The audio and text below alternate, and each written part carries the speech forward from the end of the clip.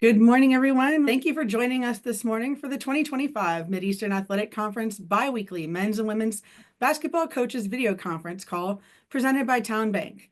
I'm Elise Scripter, Director of Strategic Communications for the Mideastern Athletic Conference, and I will serve as moderator of today's question and answer session. The MEAC will hold the biweekly basketball coaches video conference every other Wednesday for the remainder of the conference play, with calls on February 19th and March 5th. The 2025 MEAC basketball tournament is scheduled for March 12th to the 15th at Norfolk Scope Arena in Norfolk, Virginia. Please visit meachoops.com for more information on the tournament bracket, schedule, and ticketing information.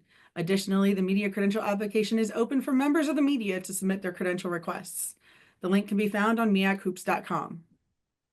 Before we begin the video conference, I would like to go over today's procedures. The conference will begin with the MEAC notes featuring highlights, players of the week, and upcoming events. Afterwards, each institution's men's and women's head coach will join us for a question and answer session, followed by questions from the media. To ask a question, simply click the raise hand feature and remain muted until you are introduced. And now, Kylan Lewis will provide us with the MEAC notes. Go ahead, Kylan. Thank you, Elise. Let's start by taking a moment to refresh ourselves on what's been happening in the MEAC. In women's bowling, the UAB Blazers finished 5th at the Maryville Saints Invitational this past weekend. Sophomore Madison Colston finished 3rd in the tournament, averaging 235.8 pins per game, leading the Blazers with 1,179 pins on the weekend. The Delaware State Hornets finished 3rd at the Griffin Baker Classic with a 7-2 record in the Baker format in tournament, averaging a team score of 193.2 pins per game. In men's tennis, South Carolina State swept the MEAC Weekly Awards. Macaulay Banku was named Player of the Week, while teammate Julius Agnes earned MEAC Rookie of the Week after leading the Bulldogs to their first ever program win over Georgia State. Howard's Ava Chambers received Women's Player of the Week honors for South Carolina State as well. In track and field, Howard men's team displayed another solid outing with 6 top 8 finishes at the Penn 10 Elite Meet on January 25th.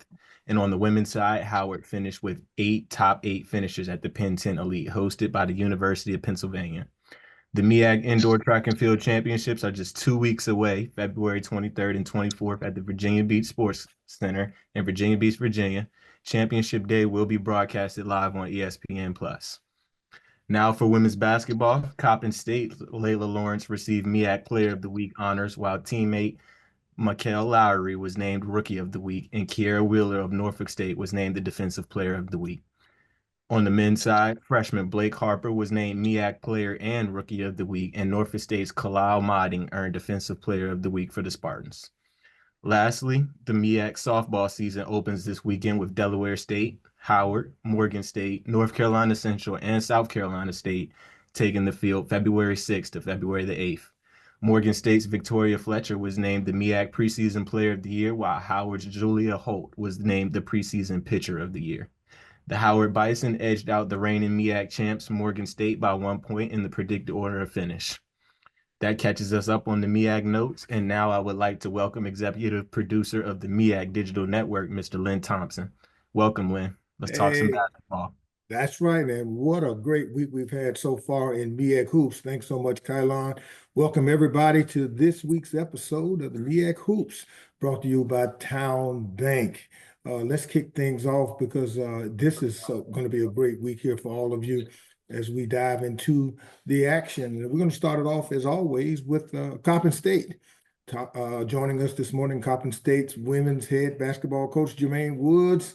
And I see we also have Larry Stewart. Thanks so much, both of you, for joining us, Coach. I see you, Coach Stewart. You're in the airport today. We're going to talk to you in just a moment. But Coach Woods, your Lady Eagles sit 3rd in the league, standing at 5-2. So far, got a lot of momentum. Let's talk first about this particular person, Angel Jones. She's been a standout for the Lady Eagles lately with 3 20-point performances in the month of January, including 29 points and 8 boards against Norfolk State.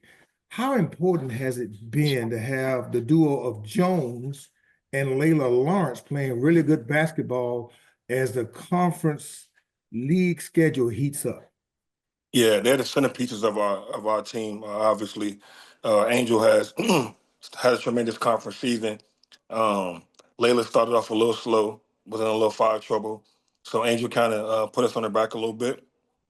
Her numbers have decreased a little bit now because we're without our point guard, Tyler Gray. So we've had to move Angel over to the point.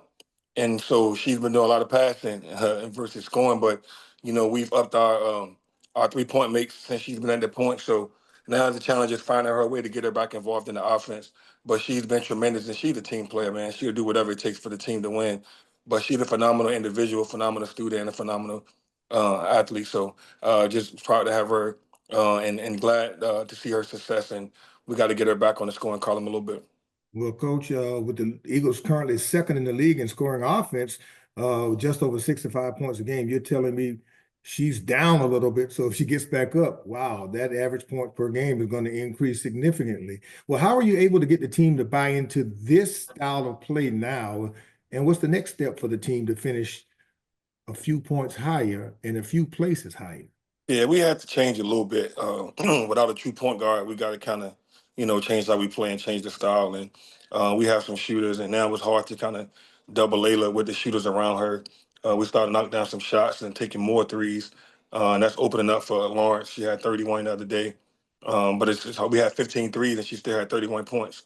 A couple nights ago. So it's kind of hard, when we're making shots to put 3 people on Layla, and that's what teams were doing at the beginning of the season. So we got to continue to make shots from the outside, and we want to take a bunch of them. We want to take as many as possible. We're going to put them up every chance we get, and so that's how we're going to play from now on.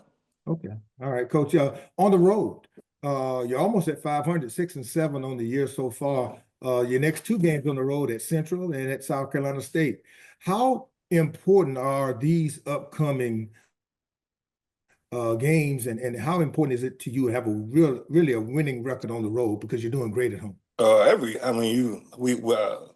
have a winning record. What are we on the road in conference? The only thing that matters for me is what we do in conference. And Okay. right now I appreciate the non-conference, and but I think we're at 500 on the road in conference. But every game is important now. You're trying to put yourself in a position to be in the best seed possible in the MEAC tournament. So, they do a good job, man. Every coach in the MEAC does a good job. And we got to go down and play Central and with Baxter. We also got to go to that South Carolina State, and they're playing well. They play hard. So it's going to be tough, man. It's tough to always play on the road. That's a tough trip for us. Coach Stewart got us, a little boost with flying this year. So we're gonna fly in the rally thanks to my guy, Coach Stu. And so that'll help us out a little bit with our legs and not be on that bus for a long time. But, both of those gentlemen do a great job, man. And it's going to be a challenge. And, we got to go down there and fight. Okay. Well, I wish you nothing but the best. Hold on just for a few minutes. And you mentioned Coach Stewart. I saw him there. I think he might still be with us. Coach, are you there? I think he's rejoining. Okay. All right. Great. Coach, there you are, Coach. Thank you so much. That's all right. Thank you so much for altering your schedule. We know you had a flight delay there, but I see you. The first question that I got to ask you this morning is, how can I get one of those sweaters? Because that is a slamming sweater you got on there. Well, that's easy. That's just that'll be taken care of. Just need your size. Okay, I'm your size, all right. But Coach, you picked up your second league win of the year over UMES on Monday night, 62-57. What were some of the great elements from that game that you're going to capitalize on and try to duplicate into the upcoming next couple of games? Well, first and foremost, I just felt that we defended and played with energy for 40 minutes in that basketball game. We had a lot of contributions from a lot of different players in that game, and it just hasn't happened that way for us thus far. And so that game, hopefully we can bottle what we did in that game and going forward, put some things together. Well, your team sits third in the MEAC rankings, averaging just over 8 steals a game defensively. What's the key to turning these steals into more offensive opportunities for the Eagles? Yeah, just understanding that when you do get those steals, it's not just going down and just playing. It's being smart, making the right reads and making the right decisions once we do get those turnovers. Okay. Well, now you're getting ready to head into your last bye week, before you're going to close out the year with a 7-game run. What's going to be the focus for the Eagles as you prepare to face each MEAC team for the second time this year? You've seen a good look at everybody, and now you get a chance to do it again. Yeah, well, the key for us right now, is just to stay healthy. Hopefully, we'll get a few guys back for the second half of the MEAC, which will help us out tremendously. And so that's what we're just looking forward to: just staying healthy, getting some rest, and just getting ready for the second half. Well, hey, I think that's a great thing. That bye week may bring you some rest. We're praying that it does. Okay. I'm lighting a lot of sage, hoping it does. Okay. All right. Well, thanks so much, Coach Woods. Thank you, Coach Stewart. Hold on, because Elise has some questions coming your way. Thank you. Thank you, Lynn. As a reminder to the media, if you have a question, please use the raise hand feature and remain muted until you're introduced. Our first questions for the Coppin State head coaches comes from Charles Hallman. Good morning. Good morning. Morning, This is Charles. good morning. Safe travels as well, Coach Stewart. Thank you. This is for Coach Woods. If you can speak a little bit about your rookie of the week this week, Miss Woods, Miss Lowry, and how her progress has been this season. That's a great question, Charles. I appreciate that because Mikhail was the leading scorer in the city of Baltimore County of Baltimore last year. I'm sorry. And it's just she practices well every day. We just got to get her to get the defensive assignments right. But she can score the ball with the best of them. So I got to find minutes for her and give her a chance and try to keep her out there. And so she's been working tremendously hard and film with the coaches and trying to get in and learn the defensive assignments. And once she gets that down, and hopefully the second half of the season and this weekend off will get us more film and more time with her in the gym, you'll get to see her a little bit more because she can really score. Thank you very much, Coach. Good luck for both of you this weekend. Thanks, Charles. Thank you. Much appreciated. Our next questions for the Eagles come from Ray Rogers. Hey, good morning, coaches. My question is for Coach Woods. Coach Woods, last season, good morning to you, Coach, by the way, if I didn't already say that. Good morning. Last season, that UMES loss, you kind of highlighted that as your turnaround for your team. I want to know this season, is that Howard game where you were leading for 3 quarters, played well through 3 quarters, but of course let that win slip away in a tough environment. Is that how you feel like your team is now turning that corner and learning from it and now growing as a result and establishing some momentum now, like you said, in conference? Yeah, I think that's a good point. You had to bring that up, man. I've been trying to get over that. Ask Coach Stewart. I've been dreading that, man. But I don't want to say we let it slip away. Ty Grace is an amazing coach. She did a good job, and she outcoached me. I told my team that after the game, they put me in a position to have to coach, and I didn't. I always tell them when they don't do something, they stole money. And so for me, that's like me. I stole money that game, and I took full responsibility for that loss. But I also give credit to Coach Grace for the job she did at the end. I didn't make any adjustments to her adjustments. And that's coaching, man. And that's what we get paid to do. So, and I told my team they do it again and they put me in the position of the coach. I won't let them down again. And so far we've been good. They've been good. I've learned from that. And so I think the most important thing we take away from that game is me. So I take that game on my shoulders and it will turn us around because I've gotten better. And when the coach is on top of his game or her game, then the team is better. So, definitely that game kind of changed a lot. And then we didn't play that weekend out there. And so I had to wear that loss for 15 days. So, that was a tough stretch, but we got better since then. And hopefully, we just keep continuing to stay in the winning column. Thanks, Coach. And our next questions for Coppin State head coaches come from Keith Henry. Morning, Coach. Good morning. Coach Woods, talk about the emergence of Nia Gaston. I know she's done a lot of good things last season, and she's looked like she's shown her hand again in a great way the last couple games. Believe it or not, that's Coach Stewart's favorite player. And the only person can hold Nia back is me. I got to give her a chance. I got to keep her out there. He reminds me of that constantly, and I got to do a better job of getting her out there. she had a little sickness going on at the beginning and non-conference, so we're trying to get her through that and get her back right and get her back in shape. And now she's just been lights out. We need her on the court all the time. And so, she's been working her conditioning. She's been working her defense, and she's just stretched the floor for us so much. She's had 10 threes in the last 2 games, I believe, and she's at a high clip. So we know what she can do, and I just got to find a way to keep her out there. Thanks.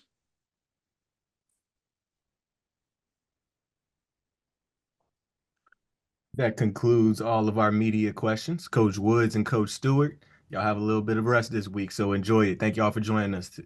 Thank you. Thank you. Thank you. Good luck to y'all on the rest of the season. You too. Thank you. Eagles have a bye week before hitting the road to take on the Eagles of North Carolina Central and the Bulldogs of South Carolina State on February 15th and February 17th. Lynn, over to you for our next interview. Thanks so much, Kylon. And let's go to Dover, Delaware State. Our next interview of the morning is with the Delaware State women's head coach, Jasmine Turner, followed up by the men's head coach, Stan Waterman. Good morning to both of you. First to you, Coach Turner. Your Lady Hornets are 3-17 overall and have struggled early on in conference play. But your most recent games against UMES and Coppin State, you got 3 players now in double figures. How encouraging is that to see that your team is now becoming far more balanced than it had been as you head into the last month of the conference schedule? Yeah, it's very encouraging. We're just trying to teach our players every day how to play better together, and I think they're able to find one another. Some teams are keying in on Kiera McElrath and Mahogany Cunningham because they've been most of our scoring this season, and then we're finding ways to get other players involved, such as Erica Huggins, Nyla Abraham, and Brooke Barnes. So I think their chemistry together is becoming better together, and it's fueling some more scoring, and hopefully once we get better on defense, it'll lock in a couple wins for us. Okay, and your team's currently leading the league in free throw percentage. So you got to get to the line. You're averaging 70%, 70% at the clip, at the line, at the charity stripe. But Coach, you just got to figure out a way to get there more. And you're going up against a Central team that's going to ranking second, right behind you. But in a matchup that expected to be close, how important will it be for your team to win that free throw margin? Obviously, the answer is you got to get there more, right? Right. Yeah, we've done a good job at just working on that in practice. Because I think one game that we lost in a non-conference, LIU, we shot really terribly, and we learned from that. And this team is just learning from the things that we haven't done well, and they're getting better at it. And you're right, we need to get to the free throw line more. That's been something that I've been adamant about the last few games. But sometimes, our players have seen where they've had some success with the 3-ball. And they're living and dying by it right now. So just trying to encourage them to get downhill, to get themselves a better flow. I'm going to get to the free throw line. We did that really well against Central the first time. We were able to get to the free throw line. And I tell them, shooting those long balls or long rebounds and transition buckets, and then getting to the free throw line, getting downhill gives us a little bit more bounce and rhythm. So hopefully, they'll start to buy into that a lot more as we've had some success from the 3-point line as well. Let's talk about Mackenzie Stewart. Mm-hmm. Currently third in the league in rebounds, 8.5 boards a game. Clearly, she's doing a great job inside.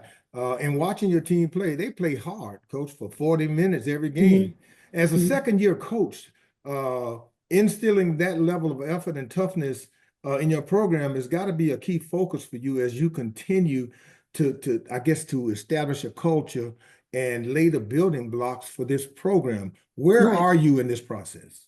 Yeah, so we're just building our confidence in learning the game. I do have a young team. We're not as seasoned as some of the other players and teams in the league. We're probably the second youngest team. Central might be the first, and just trying to teach our young people how to play the game and how to play the game together. Mackenzie Stewart has done a really great job on the boards. I try to call her our defensive captain, and we follow her. And, we're missing that void right now, but I'm asking other players to step up, to step in and do something that your teammate, was doing for us to fill that void. But, this team is learning every single day. They have, because of where we are in the league, what I like about them, they have not lost that toughness. They haven't lost that passion for the game.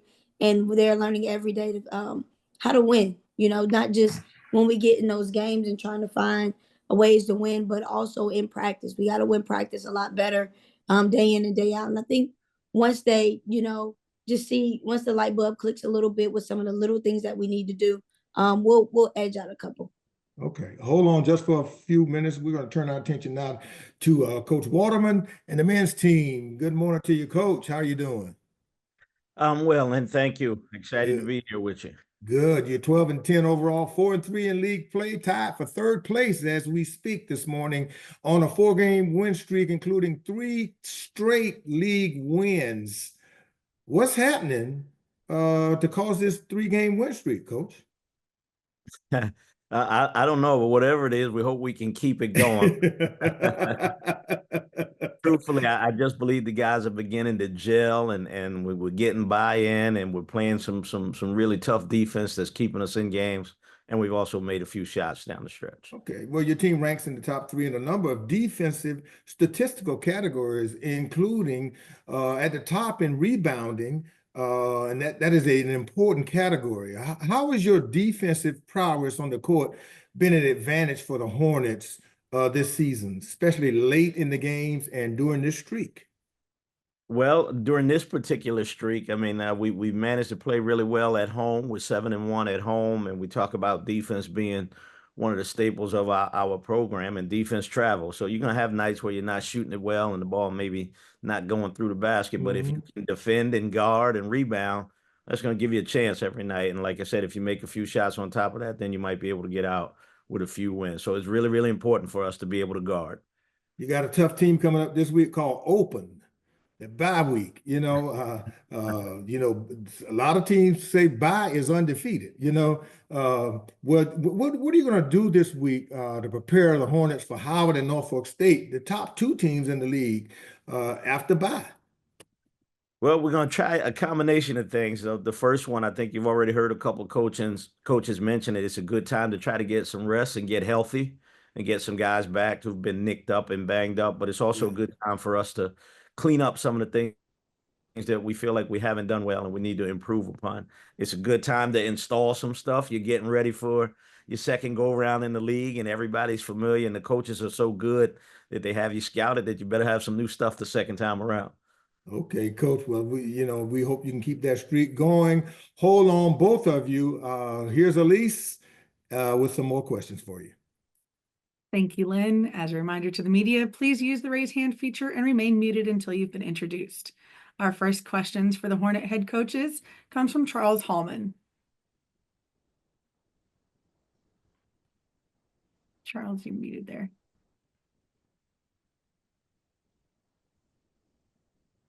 Charles, I believe you're muted. Got it. There we go. Good morning. This is for Coach Turner. If you can speak a little bit on the play of Huggins and Abraham. You said you are maybe the second youngest team in the league, and just how much they have grown this season, helping to become more of a mature team. Yeah, those 2 played really well versus Coppin State. And Huggins had some good minutes versus Morgan State. She just got in foul trouble a little bit early, so we had to sit her early, which took away some scoring and rebounding earlier in the game. And then she became a little passive in the second half, trying not to foul. And that's a part of us just learning, these growing pains. But I think those 2 have a really bright future in the league. Just early on, they had to learn the game, learn what the standard was and how to meet the standard. And I think they understand now. They understand the investment that they need to have to help us be successful down the line. Thank you, Coach. Thank you very much. Our next questions come from Ray Rogers. Hey, good morning, coaches. And my question is for Coach Waterman.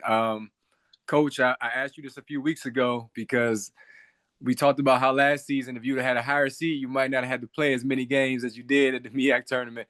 So as you climb the rankings, how much is that still on your mind and your coaching staff that we want to get a nice seeding so that way that path to the MEAC title will not be as rigorous as we saw a year ago when you got hot and you're getting hot at the right time again this season? Well, I think that that's hugely important. Not so much because of the teams that you play, because everybody's competitive in the MEAC, but that positioning and that seed allows you for that break in the schedule, and that's important. So we want to shoot and aim and hopefully be one of those top two teams. And I think the schedule works in your favor if you're in that position. So that's what we're aiming for. Thanks, Coach. That concludes all of our media questions for the Hornets. Thank you, Coach Turner and Coach Warren and Coach Waterman, for joining us, and good luck to you this season. Thank you. Thank you.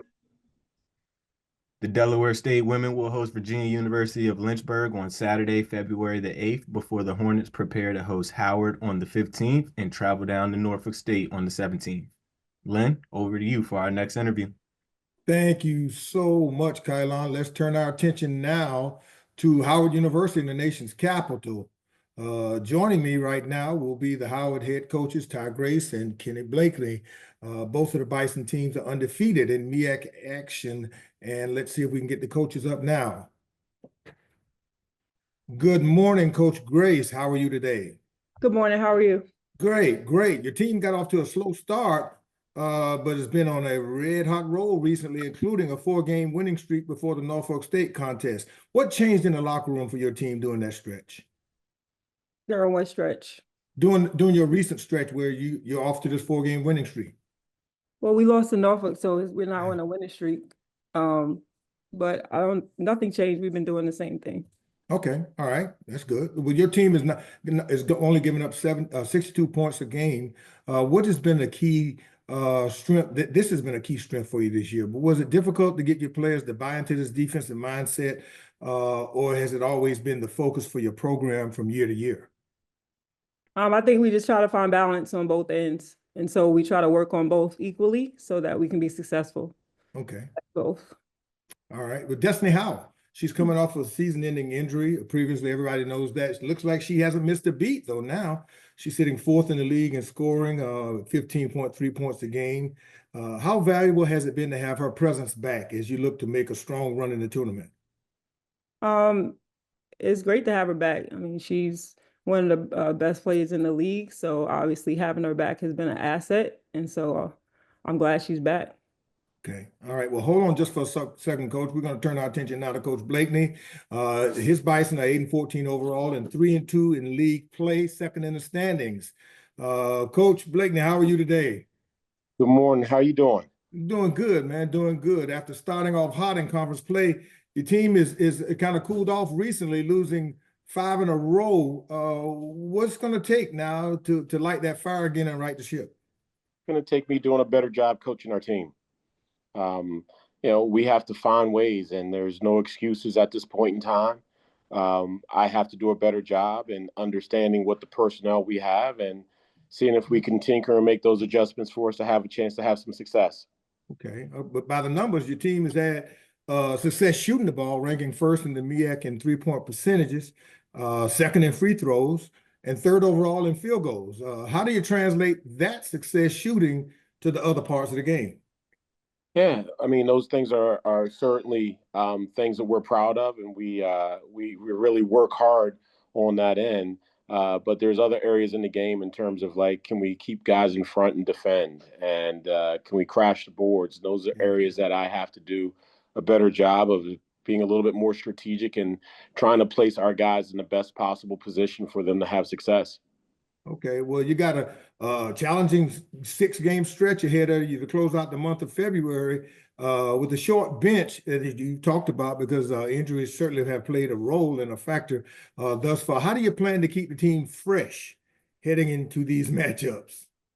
I think, Lynn, that when we look at it, it's we got to look at these things as like one game segments and really lock in on that. I thought that we really did a great job of fighting, clawing, and scratching against Hampton, and forcing that game to go into overtime. But then, I think the fatigue of having a short bench and then the emotional fatigue that went into that, to be able to come back from where we were in about a 3-minute span, and make that game go into overtime was, so basically every game for us is going to be like we play, if we win or lose, we got to take a deep breath and reset and kind of turn the page and go to the next game. Okay. All right. Well, thanks both of you, Coach Grace, and you, Coach Blakeney. Hang on just for a minute. Elise has some more questions from media reps. Thank you, Thank Lynn. As a reminder to the media, please use the raise hand feature and remain muted until you've been introduced. Our first questions for the Howard head coaches come from Charles Hallman. Good morning, coaches. This question is for both of you. What things that you feel you still have to do better at in going into the second half of the season, especially positioning for preparing for the tournament? You want me to go first, KB? Yes, ma'am. Okay. We have a lot of stuff to work on. I mean, I think that, we haven't been scoring the way I would like lately. We've, after the second quarter, we've kind of picked up things, but the first and second quarter, I like to have a better start to games, I would say. Getting to the foul line, yeah, some of those things, and limiting the turnovers. Yeah, I mean, I think for us, it's a little bit of the same, right? We have to eliminate some turnovers and do a better job of really valuing possessions. And, I think our defense has been there at times, but at other times it hasn't. Can we be more consistent defensively? And then can we win battles on the boards? That is such an important part of sometimes the outcome of games. And, can we do a better job in those areas? So for us, I think it's just more so be a consistent defending team, and then our ability to kind of crash the boards on both ends. Thank you, coaches. Good luck. Thank you. Thank you. Our next questions for the Bison head coaches come from Ray Rogers.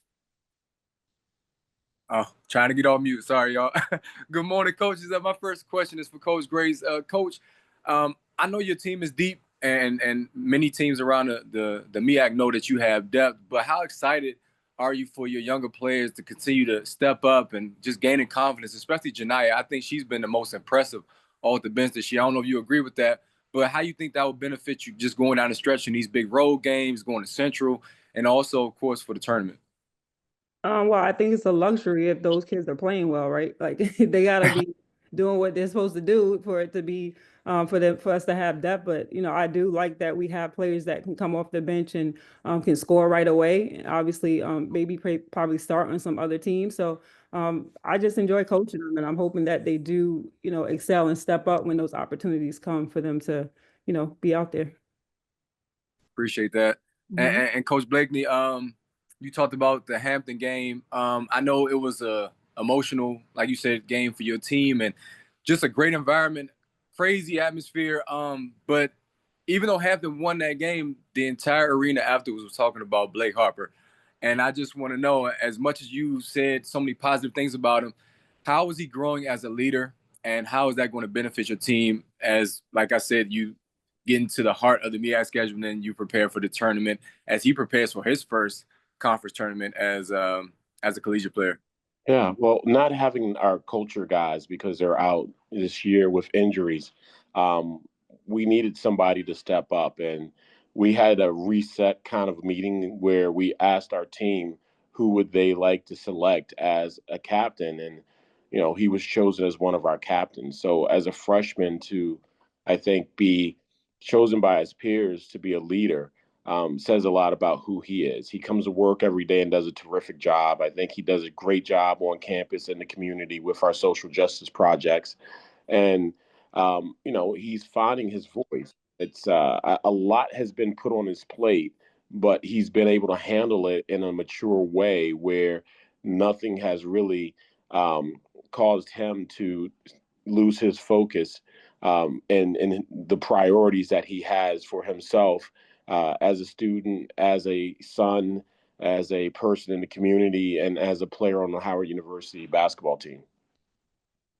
One quick follow-up, Coach, because I'm laughing a bit. Your offense is predicated on ball movement. You love to keep the ball moving and get good shots. But I was hearing from the crowd, just give it to Blake and everybody else get the hell out the way on Saturday. And I was wondering, do you alter your game plan sometimes to play through him because he's so effective from the perimeter and the post? I mean, he's just so versatile. Yeah, we do have to play a little bit different, Ray. And some of the stuff that we've incorporated in our offense is playing through him. And so he has such a high basketball IQ that I really trust that he's going to make the best decision when the ball is in his hands. He has a great feel, a tremendous passer, has had games of, upwards of 10 assists in games this year. And I think, probably averaging around 4.5 assists a game right now. So I really feel confident in him when he has the ball. And can we play him like a point forward and strategically place him on spots on the court where we feel like he can be really effective as a passer and as a scoring threat as well. All right. Thanks, Coach. Yes, sir. Thank you, Ray. Thank you. That concludes all of our media questions. Thank you, Coach Grace and Coach Blakeney, for joining us. Good luck on the second half of your season. Thank you. The Howard teams will face North Carolina Central on February 8th before traveling to Maryland Eastern Shore on February 10th. The Bison continue with the trip to Delaware State on February 15th, followed by another matchup against the Hawks of Maryland Eastern Shore on February 17th. Lynn, over to you for our next interview. Let's turn our attention now to Morgan State University. Joining us now, Ed Davis, the head women's basketball coach at Morgan State University. How you doing this morning, Coach? Trying to get to work. 10-12 overall, 3-4 in the league, currently in 6th place. You mentioned it a couple of times. Got a little struggle or two on the road this season. 2-8 away from home with the next 2 games on the road. These matchups are going to be very crucial for seeding in the league tournament. What's the message to your team heading into this 2-game stretch? Well, basically for me, the message is just continue to try to build on what we are doing right, even with the losses on the road, and some of them haven't been to not easy teams, and that includes MEAC teams too. So, we have to just kind of build on that and keep going. We have dealt with a whole lot of injury. Probably for me, for the first time in my career, I've never had injury like this before with 3 and 4 kids out. I don't make excuses, but when you lose possibly 30 points out your lineup or off the bench, 10 points, it does hurt. And the other teams are so well prepared in their scouts that, it kind of affects us, and we have to figure out how to play through it. But, right now I think we're making adjustments. The kids are feeling real good about a couple of things. I'm still going to be a little bit short with some kids going through this trip down to North Carolina and South Carolina. And both of those teams played us real tough at home. So, we've got our hands filled. Well, Coach, you only got 3 seniors on the roster. Even though you might be struggling now, you still find yourself in the mix. What's the next step in the growth process for this young Bear squad as you push towards postseason and the second half of the MEAC schedule? Well, the message is what you just said, that we're still in the mix, and that they have to understand that and believe in that. And we're doing our best to try to do that with some of these young kids. And, unfortunately, Lynn, the only way that that's proven is they have to find ways to win.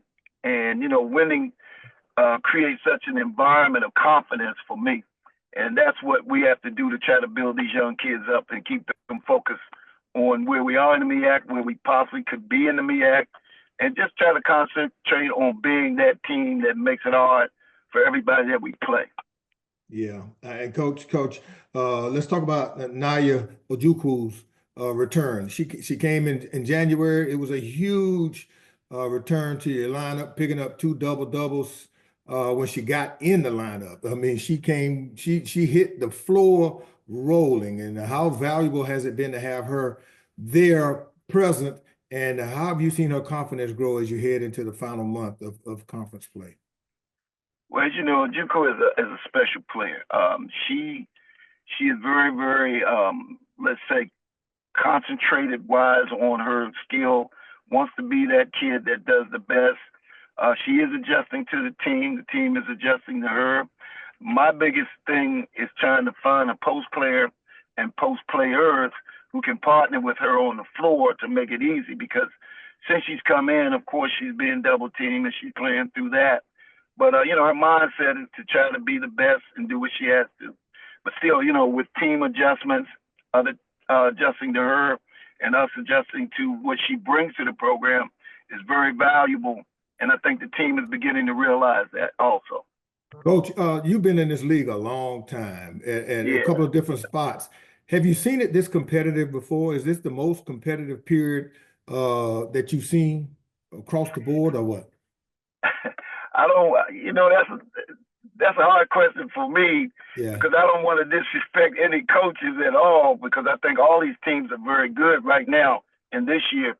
But I remember when we had, let's say, Hampton and A&T and those, that probably during those eras, everybody was good. And I think right now, if we compare that era with this era, I think everybody is good. And that includes all the teams that are, I don't care about 6, 7, 8. Everybody's playing hard in this conference. And that was proof for us with Dell State the other night. And I'm quite sure with Eastern Shore also. So, there are no let-ups. So to answer your question, yes, this is one of the more competitive years that I've seen it among all of the teams in the MEAC. Okay, hold on just for a second. What we're going to do here is we're going to kick you back to Elise to see if there are any media questions, and then we'll join back when Coach Broadus gets on, and then we'll go back to Coach Willis from UMES after that. Okay. Elise? As a reminder to the media, if you have a question, please use the raise hand feature and remain muted until you have been introduced. And seeing no questions at this time, we appreciate your, actually we do have a question from Keith Henry. Hello, Coach. How you doing? I'm fine. How are you? I'm great. Coach, halfway through the season, I know you've gone through it with the injuries and things. What do you think must improve in the second half as you come to meet these teams again? Well, basically for us, it's always going to be defense. I mean, when you don't have the scoring offense or the scoring bench as some of the other teams have, you have to kind of preach the defensive module to these kids, which we've had a foundation on. So, second half, we just have to buckle down a lot more in defense, limit some shots, try to run people off the three-point line a little bit more, and continue to try to get a little better in the offensive rebounding statistic, especially on putback. So for us, that's a big concentration.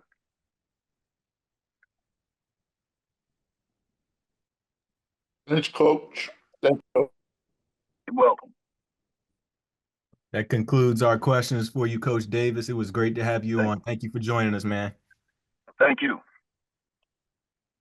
Morgan State will enjoy a bye week before traveling down to South Carolina State and North Carolina Central on February 15th and 17th. Lynn, over to you. Thank you so much, Kylon. Let's go back up now to the shore. We are joined by the head coaches, Malika Willis and Cleo Hill Jr. from UMES. I see you there, Coach Willis. 8-13 overall, standing at 500 in the MEAC standings at 3-3, currently ranked 5th in the league. Coach, you got some momentum going. You've been strong in the Heights Center with the 5-3 record at home, and 5 of your remaining 8 contests will be at home. How has that home court advantage created confidence among your team in your first season on the shore?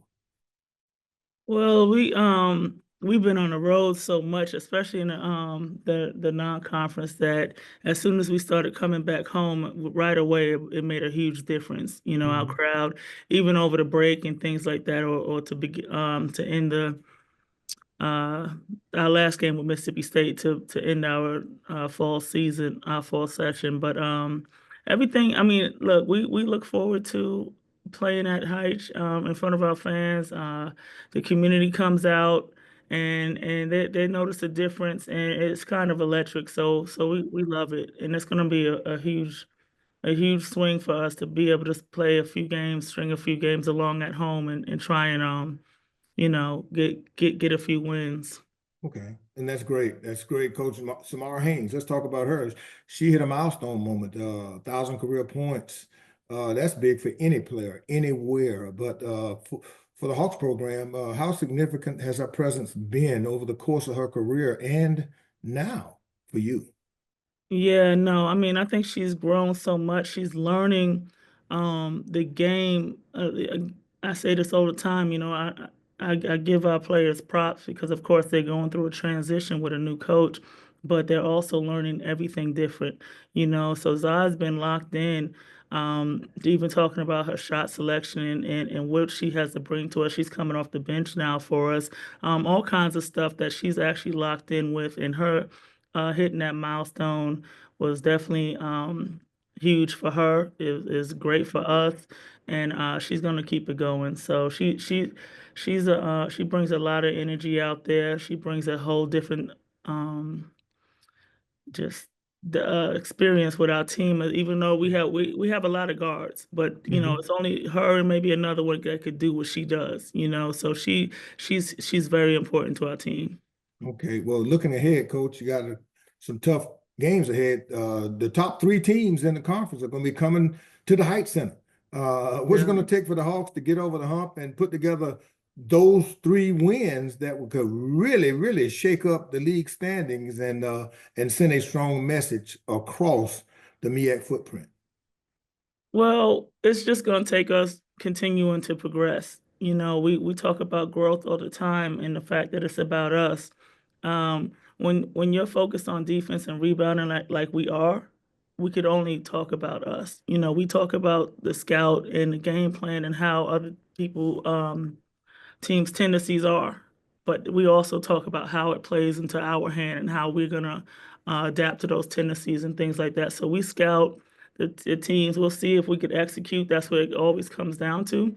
But just preparing for the next three games and every game that we prepare for is really about us growing and getting better defensively and getting value in those possessions and keeping it one and done on the defensive end. All right. Well, we wish you nothing but the best of luck. Hang on just for a few. We're gonna reach out now to Coach Hill, Cleo Hill. Coach, you're in the car, you're driving. I could just say you're out on the road looking for that first win in MEAC play. But I know you're moving closer and closer to getting it. But your coach, your team is yet to find that win this season. But you keep battling. How do you keep the players bought in and fighting throughout this stretch where you haven't broken into the win column yet in league play? Yeah, no, Lynn, it's been tough. We just keep encouraging the guys. Our film sessions are super intense. We get more and more of them each week. And there has been some improvement. So we're trying to focus on the things that we have been doing well, but still touching on things that we have not been doing well. So it's a balance. But I have a group that's still searching and still wanting to get that first one, and we're hoping after the first one we can go on a little run. Well, Coach, one of the things you have been doing well is perimeter defense. It's been a strength holding opponents to 31% shooting from beyond the three. You've been shutting down the 3-point game. That's been an advantage all year. What else do you need to add to? Well, we're trying to simplify everything, as you brought up the perimeter defense. Now we're really trying to focus on the rebounding and holding guys accountable of hitting, being physical, and boxing out. So that hopefully, if we can force teams in the perimeter shot, contest, then find bodies and box out, we'll complete a defensive possession and then we'll go on the offensive end. So just trying to simplify the game on both ends is what we're focusing on now. Okay. All right. Well, you got a challenging 3 games ahead. You heard me talk to Coach Willis about those same 3 games. You face Howard twice in Norfolk between now and February 17th. Based on those opponents, do you prepare your team differently as you look to take on the top 2 teams in the standings, or do you focus on your team too? Well, we'll do a little bit of both. We haven't played Howard yet, so it'll be our first time playing them. But the teams that we have played already, it'll be about adjustment. Looking at the things that we didn't do well against them the first time, cleaning that up, and things that we did do well, we want to really put a large emphasis on that well, and hopefully we can come out with a win. Okay, good. Great answers, both of you. We wish you nothing but the best of luck. This next stretch of ball games, Coach Willis, Coach Hill. That's it for me. Elise has more questions for both of you. Thank you, Lynn. As a reminder to the media, please use that raise hand feature and remain muted until you've been introduced. Our first questions for the Hawk head coaches come from Ray Rogers. Hey, good morning, coaches. Coach Willis, my first question is for you. And I got a chance to talk to your ex-teammate and friend, Coach Nadine at Virginia State. And she told me pretty much don't ask you about turnovers. But I wanted to say that you have vastly reduced the amount of turnovers you had over this 4-game stretch, including the Coppin game. What's been different? How have you been doing a better job as a team of taking care of the ball? I think that our players are tired of hearing my voice. I gotta be honest. They just like, listen, do what this lady says. And we're actually reversing the ball more. We have scorers, and we do run a lot of isolations for them and things like that. But it was getting to the point where we had to make the adjustment and reverse the ball, and they weren't used to kicking it back up top to our post, because that's who we're reversing it to. Our posts have the ball in their hand a lot of times. We got one high, one low, and they had to trust that the posts were going to make the right decision with the ball if they did reverse it. So making better decisions, getting it back up top, letting our posts control the game, it started reducing a lot of those turnovers, and they're seeing that at work. So we've strung a few games along where we're under 20, which is great for us. Absolutely. On the flip side, when you turn teams over, you're getting points off that. Talk about that a little bit and how that's been beneficial for your team offensively. It's not enough for me, man. It's not enough. We turn people over, and I tell them we got to come away with something, But we're going after it on defense. We're getting steals, deflections, things like that. But we have to definitely come away with 2 points, one way or the other, on the offensive end, and just. The math has to make sense for me. We can't get the steal or out rebound and things like that, and then come away with these losses. So, again, they see it. We watch a lot of film sessions about to happen in around an hour also, but they see it, they believe it, and I'm just proud of this group so far right now. But we got to make those adjustments with earning it on the offensive end also. All right, Coach Willis, appreciate you. And Coach Hill, I ain't gonna keep you. I see you out there on the road. Watch out for the state troopers, man. I wanted to ask you about what you said earlier. I appreciate it. You brought up film study, and I just want to know how that helps in terms of execution. I feel like in some games, like in the Morgan State game, you're playing against a team with a group of guys that have been playing together for a while. Your guys are still working on that continuity. So how does film study help with that and just executing the game plan that your coaching staff and yourself come up with? Yeah, no, good question, Ray. I tell you, man, that's where our wins and losses will lie. I think having a whole new group, and we're down to 10 guys now, and a new coaching staff. Like you said, a lot of teams have guys that have been with the program, at least more than half of their team. We are struggling with poise down the stretch of games. And that's what we are hoping that the film session will do. Understand once it's under the 5-minute mark, it's all really about execution off both ends. When we watch stuff on film, let's for an example, that we're playing stagger screen defense, we have to play it exactly like we do every day in practice. By the same token, on the offensive end, but getting where to go on a set in the last 5 minutes is almost suicide. So I think teams are really have an advantage of us with poise down the stretch of games, and that is what we are hoping that film study and film session will do for us the second half of the season. All right. Well, thanks, Coach. Good luck, and hope to see you in person soon. Appreciate it, Ray. All pride, man. Yes, sir. That concludes all of our media questions for the Hawks. Thank you, Coach Willis and Coach Hill, for joining us. That was great. Good luck to y'all in the second half of the season. Thank you. Thanks. Maryland Eastern Shore will host the Bison on Monday, February 10th, before welcoming Norfolk State on the 15th and traveling to Howard again on the 17th. Lynn, over to you. Thanks so much, Kylon. We're going to go back to Baltimore, back to Morgan State University, and have a conversation with Coach Kevin Brodus. I see you there. How you doing this morning, Coach Brodus? I'm good. How we doing? Doing good, man. Doing good. The Bears 10-13 overall, 4-3 in MEAC play, currently tied for third in the league. Coach, you are 10-0. You're 10, undefeated in I guess in Hill Fieldhouse. 5 of the last 7 games on the road. You just got to get some wins on the road, right? You talked about that last week, the week before that. What's it going to take? Prayer. That's what it's going to take. Hard work, prayer, and we got to learn how to close out games, finish games. We were just in a really, really good, tough game at Delaware State where, in the last 30 seconds, we couldn't even get a shot up.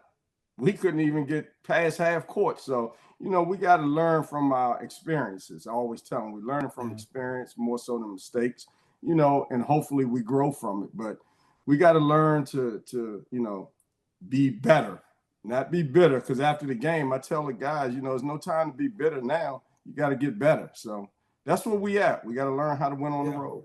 Well, I mean, you just heard Coach Hill talk about poise in the last couple of minutes. Your team is leading the league in scoring 82 points a game, almost 50% field goal percentage, and you're blocking shots. 105 block shots, Coach. You're doing a great job in a lot of those areas. But you gotta be able to take those stats on the road with you as well, like you said. So when you look up in terms of all of those stats, how do you keep that team hot and pack that stuff into the bag and take it on tour with you? Well, numbers don't lie. We do score the ball, but we give up a lot. So we gotta be able to correct that, and that's our focus this week and next week, working on our defense. I've been saying it, for the last couple months, we just got to get better on defense, and we're trying to change things up. We're trying to do different things on defense, but at some point, hopefully it'll click and it'll work. So we'll see.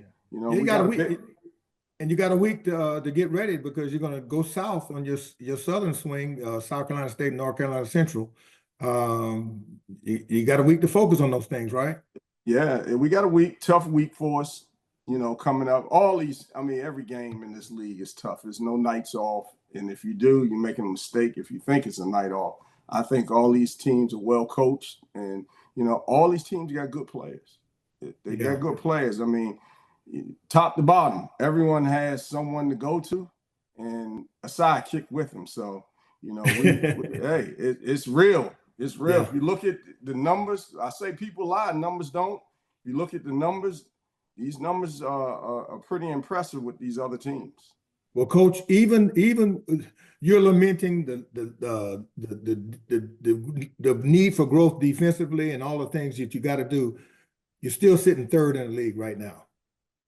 And I know you're looking at 2 more jumps in the slot, but at the end of the day, you want to be at the top spot going into Norfolk and coming out of Norfolk at the end of the season, right?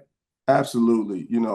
Right now, for me, where we're sitting is less important than where we'll be sitting at the end, because, on any given night, like the movie said, on any given Sunday, anybody can win, anybody can lose. So we just got to figure out our identity when it comes to the other side of the court. We got to get better at that, and we got to get better at rebounding. We got to get better at a lot of things. You talk about how we score the basketball.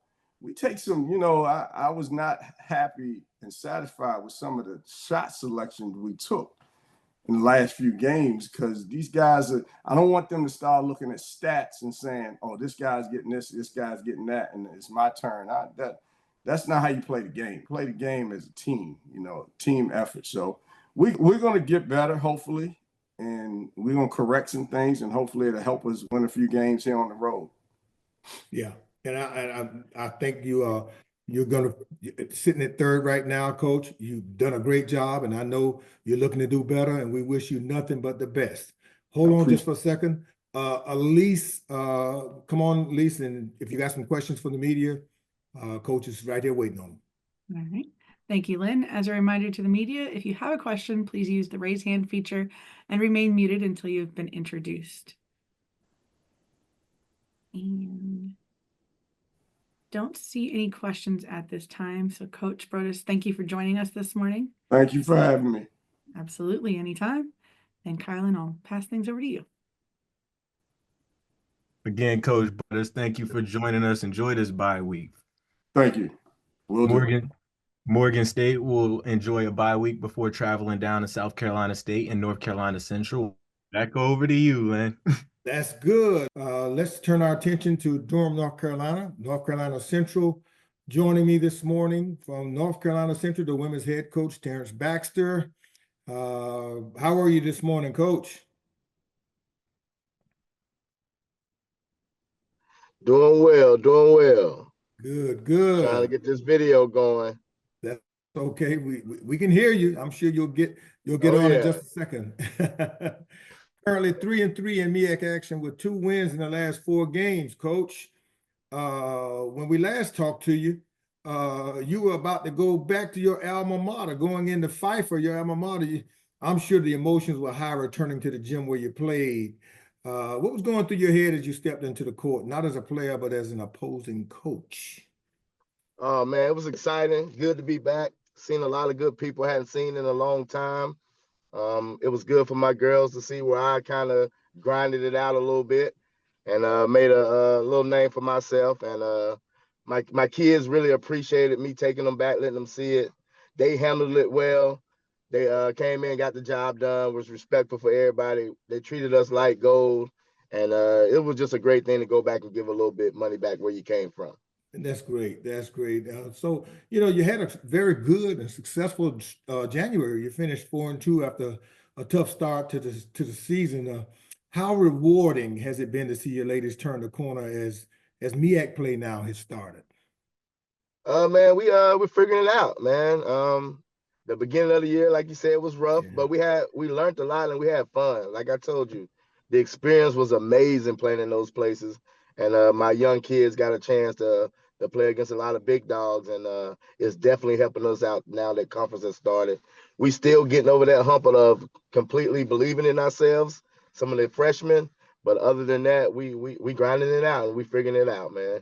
Yeah, and you had to play a lot of players out of position, and that will help though towards the end of the year, right? How is that going and so far? It's going well. We finally got a starting lineup that we like and that we feel good about. And then now we have Tierney Coleman getting back into the lineup. She's still hobbling a little bit, but she's working out the kinks. But Kyla's got comfortable at the point in conference, much easier than it was doing it against the Power 4s and the Power 5s that we played. But my group right now, we had a rough week last week. We got hit hard with the flu. We was down. We had 4 people in practice for 3 days, and then we finally got 7 in practice on Saturday, and then we finally got 8 in practice on Sunday, and we played with 9 against Norfolk. So it was a rough week last week. I guess if you want to go down with the flu, it was the perfect week to go down with it, but not when you're going to get ready to play Norfolk the next day. And I'm glad we went through it and it's over it, and I don't want that to come back in my gym no more. Okay, let's talk about Jada Tiggett. She earns the conference last 2 Defensive Player of the Week honors in the month of January. Did you expect that much from her in such a this year? She stepped up into a great and prominent role. Yes, last year she was on the roll a few times, and she got injured every time she was on the roll. And I felt like she should have been Defensive Player of the Week again. She had 6 blocks. Her and Wheeler are number 1 and 2 in blocks in the league. Wheeler had 3. JT had 6 in that game. Even though that we didn't play well in the game, she still had 6 blocks. She led the league in blocks last year, and I'm gonna keep saying it. She didn't make the all defensive team in the league or for the freshmen. And she led the league in blocks last year, and her goal is to lead the league in blocks again. But when she can put the ball in the hole for us, it makes us even more dangerous because she's playing the 5 spot, but she's really a 4 and a 3. But we're working on her left hand. She's heavily right-handed. Everybody knows it. But she's long. She's athletic, like we call her Baby Giannis, because she can do a lot of things. But when she's on the floor, I have to tell my team a lot that when you get beat, don't be fouling because JT's coming. And she can, like I said last week, she can come from California and block that shot. And she's proven that game after game after game. Okay, coach. And so you're just going to eventually work her into the offense, but defensively, she's a force already. Already, yes, sir. She can play multiple positions. And once we get Diana Blake back from injury, should be in a week. Our freshman that's been starting for most of the year, who had a little pinky tear in practice. Once we get her back, we can move JT back to the 4, and then we can move Morgan Callahan around a little bit to the 3. So we got some pieces we can play with, and once we get everybody back in the fold. Okay, coach, hold on just for a second. Elise has some questions for you. Thank you, Lynn. As a reminder to the media, please use the raise hand feature and remain muted until you've been introduced. Our first questions for Coach Baxter come from Ray Rogers. Coach Baxter, good morning. And it was about a month ago I asked you, is it more about development right now with your team or wins? And you looked at me like, don't get it twisted. We out here to win. And like it was mentioned already, this stretch has been good for your team. And one notion about your team is, and you as a coach, y'all play hard. You come for 40 minutes, but now I'm starting to see a confidence level growing. Would you agree with that? And how has the wins and also just the competitive play that your team has displayed, how has that, contributed to their confidence? And do you expect the confidence to continue to grow as you move closer to March? Oh, yeah. And my team, we say it every day. The first thing we say, the first part is what? Believing. And we believe, man. We believe, and we know we got the pieces, even though we're young in spots. We're old and where we need to be old right now. And the 3 things that we got to take care of, number 1 is rebounding the basketball. Like, we're getting killed on the boards. We're getting that stop on the first possession. I'm gonna say 80% of the time. But like I tell my team, everybody just kicking the ball at the rim and trashing the boards. And against Norfolk State, they had 26 offensive rebounds. We had 36 rebounds for the game. And you get crashed by that. And Norfolk State, they're a very good team, well coached. I love the competition, but we got to start rebounding the basketball, and we got to take care of the basketball. That's our 2 things right now. And being young, it ain't no excuses being young right now. Man, you got to grow up. You got to be confident in what you're doing. And some of our players struggle with that in moments. And one thing about Norfolk, man, they confident, they know what they're doing, and they play together.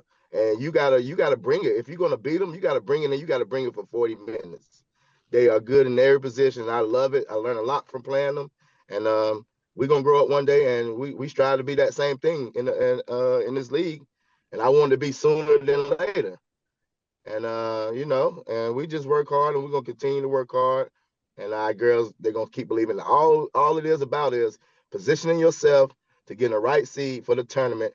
And if we can play good basketball going into March, man, we got just as good a chance as everybody else in the league. Yeah, that's what I was thinking. And like I said, your team always plays hard. Of course, the Norfolk game was a Norfolk game, but what does practice look like? We know you practice hard, but is it different with you focusing on like rebounding and turnovers?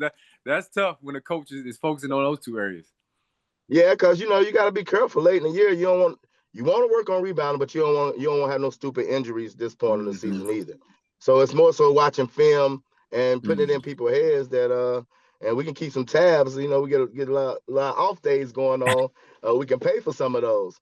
But we got to get better at rebounding the basketball. We can rebound the basketball better to clean up a lot of things. But all in all, just taking care of the basketball and rebound, that's big for us. And I felt like we didn't play with that fire against Norfolk State. We played like the week of practice we had. And that game is gone. You can't get it back. We got a big one coming up against Howard. and it's on the road, and we got to go play. And then we got 2 big ones at home, so it don't get easier. And nobody's coming in. You like you said in this league, if you ain't ready, you will lose. And we're just gonna come in. We're gonna get better, and we're gonna prepare better. All right, last question for you. My bad. How do you mentally prepare your team for Howard? Last season, 2 overtime battles. It was tough games. They remember that. So how do you get your team prepared mentally? Like you talked about Norfolk. Norfolk is one of the most mentally tough teams that I've seen in this league. How do you get your team? Like you said, that's what you're striving for. How do you prepare them mentally for this game against Howard coming up? It's a big game. We remember the last game we had against Howard, where they shot 39 free throws, we shot 11, and they sent us home. Yeah. So those 2 wins we had in the regular season, that's gone. Last time we seen Howard, they smacked us. And they bring the full court 1-2-2, and they go back into that zone, into the man-to-man. They very well coached by Ty Grace, you know that. And we're going to be in a hostile environment. But we did go in there and get a win last year, and we're going to lean on that. And our kids just got to come prepared and ready to play and ready to play hard. And like I said, it's going to be 2-3 categories again: rebounding, turnovers, and free throws. If we can manage those 3 categories, we got a chance to walk out of there with a win. Good luck, Coach. Thanks for your time. Appreciate it, bro. Yes, Thank sir. you. That concludes all of our media questions. Coach Baxter, we love your energy, man. Thank you for coming on here. Appreciate you. Eagle Pride, baby. The Eagles travel to Howard on February 8th before returning home to host Coppin State and Morgan State on February 15th and the 17th. Lynn, right back over to you. All right, thank you, Kylon. Let's go to Norfolk State. Joining us now are the Spartans head women's basketball coach Larry Vickers and the men's coach Robert Jones. Let's start with Coach Vickers. Good morning to you, Coach Vickers. Good morning. Good morning. 7-0 in MEAC play, ranked number 8 in the College Insider Mid-Major poll. Coach, your team has gained more national exposure recently. You were ranked in the top 10 in the World Exposure Report in the Mid-Major Top 25 poll. How does this kind of recognition boost your team's confidence as you head into March? Because you're used to this type of confidence, this type of exposure. But what about the confidence level of the Spartan team? Well, you know what? At this point of the year, we're just trying to focus on one game at a time. Yeah. You know, it sounds like an old cliche, but honestly, we know we win basketball games and we play together. We'll get a lot of national recognition as well as recognition within the league as we start doing conference voting and all that stuff. So, you know, we're just trying to focus on our mini goals. And then, as you know, you try to chop off block by block. You start to hit some benchmarks that you never even thought that you could. Okay. All right. Well, let's talk about some of the players now. Kiara Wheeler, 10 double-doubles so far this year, ranking in the top 20 nationally. She is invaluable to your team. How difficult is it for opponents to game plan against her when you got so many other pieces? Well, I thought Mimi did a really good job of getting better every year. You know, we talk about it as coaches getting better in the summer. You know, year 1, she didn't look physically the way she looks now. Going into year 2, then year 2, we thought that she did a good job really creating for herself on the post and in the high post. Her mid-range jump shot, she didn't miss none. And then now going into this year, she's shooting the 3. She's bringing the ball up. She's making like quality reads.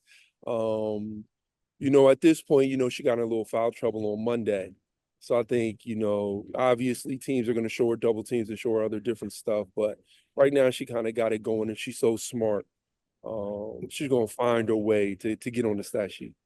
Okay. Well, so teams try to take her away and then pick your poison, right? Yeah, for sure. You know, we're really our top 8 is so quality. You know, and even deeper to our bench, you know, Sierra Bailey did a good job coming in at 13 and 7. We generally don't get to see her so much because Kiara plays so many minutes, but Sierra first game getting major minutes in the league, she got 13 and 7. But you know, we obviously had Diamond Johnson on our team. You know, she's on the watch list to be in the senior all-star game.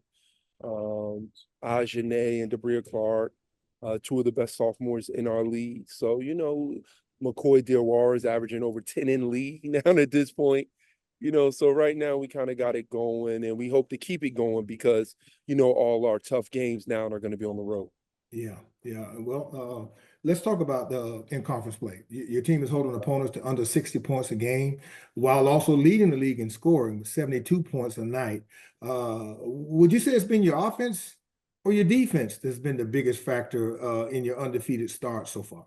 Well, I would just say overall, it's our execution, offensively and defensively, making sure that we're doing what we're supposed to be doing, and executing the game plan. And, I don't think we get enough credit sometimes for our basketball IQs overall. But I have some really, really smart basketball players on my team who are able to make reads. So, it's both. Nia Fields is our captain. She is our primary PG, and it really all kind of starts with her. Okay, Coach, we wish you nothing but the best of luck to try to keep that streak going. Hold on just for a moment. We're going to talk to Coach Jones now. The Spartans are 6-1 in MEAC play, 16-8 overall, a 4-game winning streak. One on TV the other night that you pulled victory out of the jaws of defeat, Coach, on TV, national TV. The last 2 games, nail biters coming down to the final seconds the other night. Over South Carolina State and over North Carolina Central. Let's talk about the Central game, Coach, the last play that you drew up. It was just a play that I've been having in the back pocket for a long time. I know people ask me, do we practice that play and things like that. We've never practiced that play before. Just a draw up, and credit to all the guys for listening, very intently in the huddle about how to execute that play. And we was able to execute it to perfection. And we got the shot that we wanted. And even before the shot went in, it was a foul. So, we would have went to the free throw line to shoot 3 free throws anyway, but the shot went in. So it was great. But I know a lot of people across the country have been hitting me about that play draw up. Yeah, it almost looked like a football play, where it was a lateral, and it was wonderfully drawn up, Coach. Give credit to Central. They played a heck of a ball game, but you pulled it out in the last seconds. Like several other teams, you got a bye week coming up now as you prepare for the second half of the conference season. What will be the message to your team to lock them into a strong finish for the regular season? Well, the message is you have to just do it again. Whatever you did the first half of the season, you got to try to do it again, and that's the hard part, right? A lot of those games we were able to have at home, and now we go on the road. It's totally flipped. I think we had 5 home games, 2 road games. Now we go 2 home games to 5 road games. So you have to be that much better on the road to get some things accomplished. Right now we're in a good funk, so we got a 4-game winning streak. Hopefully we can continue that on the road against Eastern Shore, and then come back home against Del State, and then go from there. But it's definitely going to be tough. And those last 3 games that we have on the road are the toughest, probably of the year. You got South Carolina State and Central, which were both nail biters, and then of course there's always a good crowd for the Howard game. So it's going to be a very tough schedule to finish the season. Is that your expectation that these games are going to go down to maybe the last couple of possessions of the ball game? Is that how you practice that way? So it's going to be that way. We expect those games to go like that.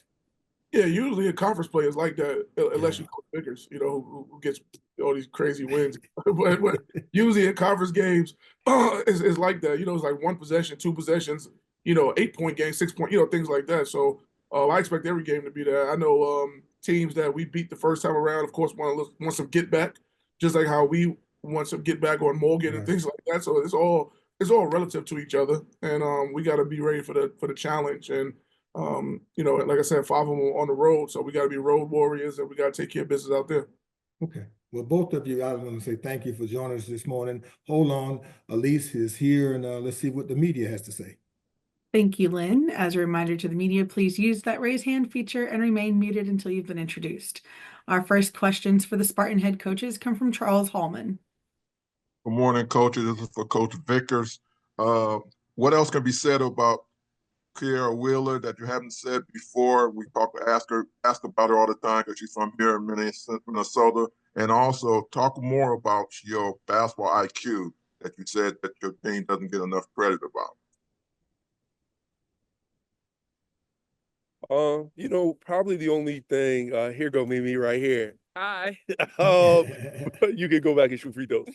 But the one thing I'll say about Mimi that you really can't see, is that she really holds her teammates accountable. She really does. She's everything that you would want in a leader, as far as she doesn't mind, barking at somebody and then talking to them later, and then kind of clearing that up. So she holds her teammates accountable is what you need. Nia Fields, she's one of our other captains. She's kind of like the nice one. Come on, guys, and then Mimi's the barker. So, that's probably something that you don't see, but she loves the game. I mean, she absolutely loves it. She's in here on her off days, getting up shots, just trying to continue to grow her game every day. Basketball IQ, I think, for us, working for Coach Jones, I think sometimes coaches can be more, he sets a standard basketball wise with the amount of plays that we're going to run, the amount of defenses that we're going to do.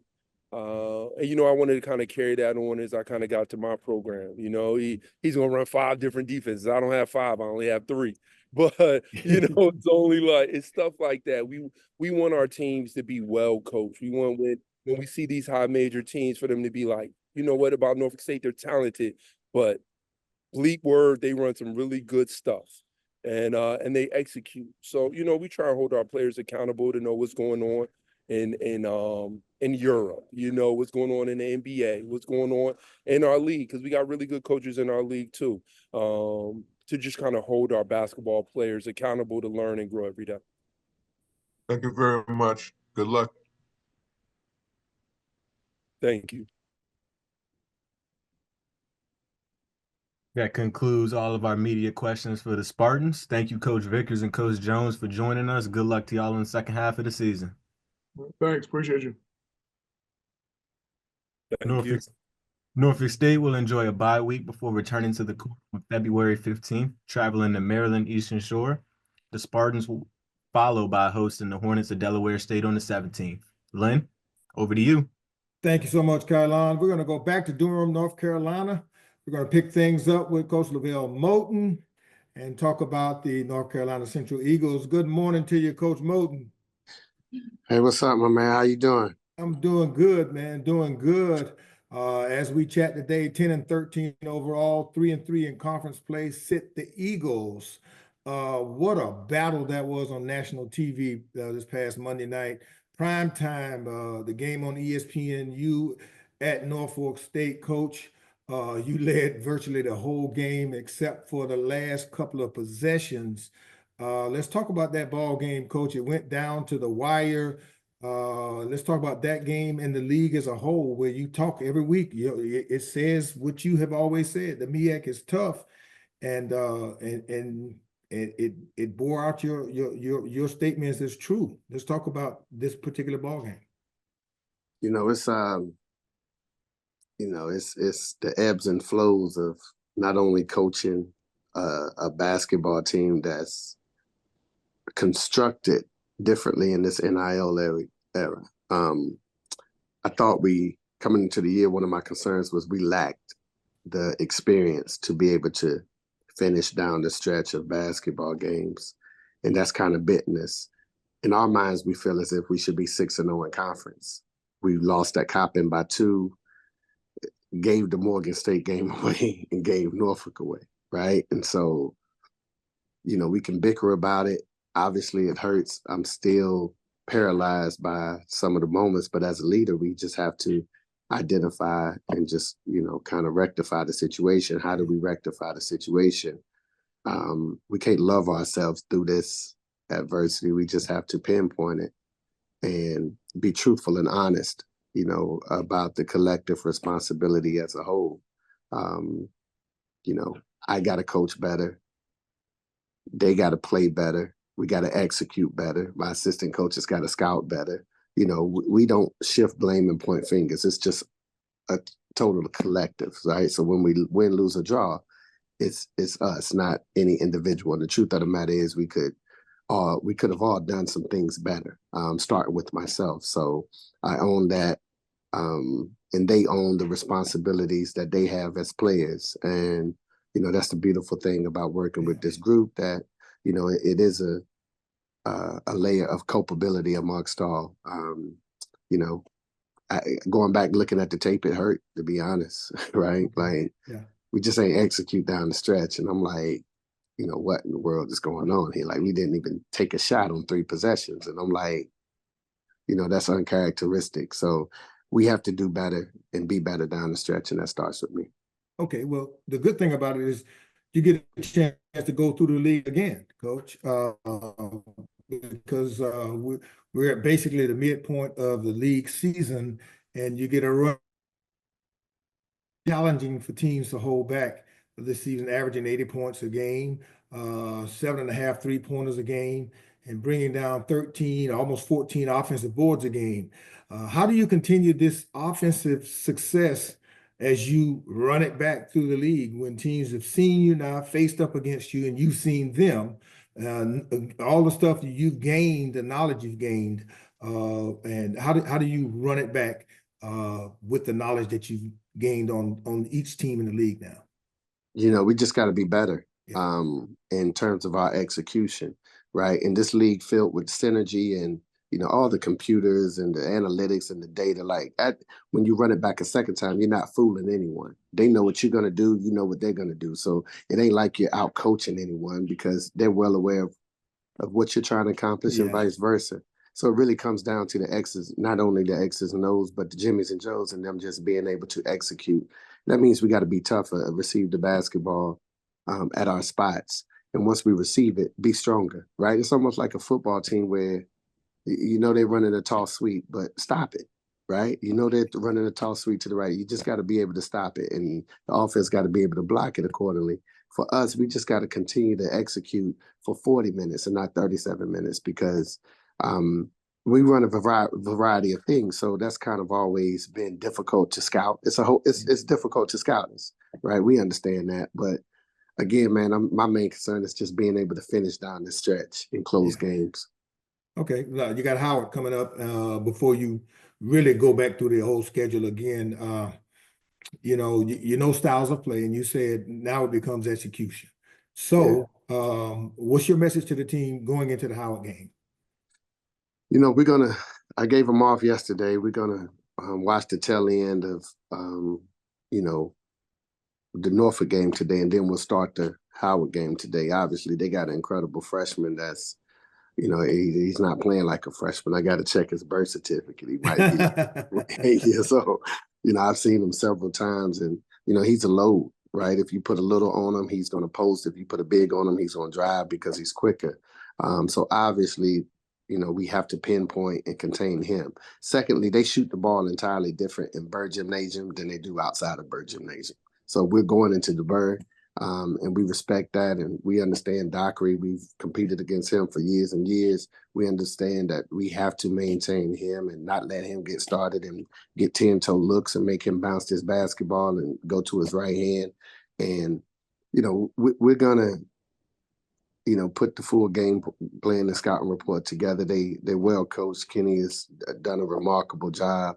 He's completely turned the culture of Howard basketball around. So as usual, when we go into the Lions Den, we got our hands full. So we embrace it, and we're looking forward to the challenge. All right. Well, we are looking forward to watching that matchup and watching the Eagles for the rest of the way. So hold on, Coach. Here's Elise with some more media questions.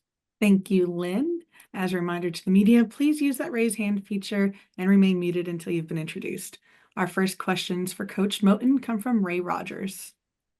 Hey, good morning, Coach. I know you said you gave the team the day off yesterday. I just want to know, how do you avoid like a lingering effect from that Norfolk game, because it's still playing through social media. It's been all over the news. I mean, it's a big deal for the league, and it's great for your program as well, but still for your players, how do they keep that noise out and focus in on the task at hand, which is moving forward to face Howard?